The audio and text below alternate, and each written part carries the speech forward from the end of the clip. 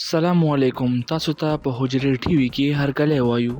چین یو ځل بیا د فلسطینیانو جبري بېدخلۍ مخالفت کړی دی او د فلسطین ځمکې جغرافیایي سلمیت حمایت یې کړی دی. د وزارت خارجه ترجمان ګوجیا کون نه په یو پریس بریفینګ کې د امریکې صدر ډونالډ ټرمپ د تجویز په اړه کوم څه هغه د غزه په باره کې پیش کړی و، د دغه تجویز په اړه سوال وشو. د دې سوال په جواب کې ګوجیا کون وویله چې غزه د فلسطینیانو دی او د فلسطین ځمکې یوه ضروري حصہ دی او موږ د غزه خلکو جبري بېدخلۍ مخالفت کوو. د چین دغه بیانونه په داسې وخت کې راغلل چې په خطې کې کشیدګي زیاته شوي او انساني بحران وده کړې دی. چین په تاریخي طور باندې د دوو ریاستي حل او د فلسطینیانو خودمختارۍ حمایت کړی دی او د تازه بیان هر قسم بیرونی کوششونه مسترد کړي دي. دغه تبصره د چین وسیع سفارتي حکمت عملۍ عکاسي کوي او چین په انټرنیشنل فورم باندې ځان د بین الاقوامي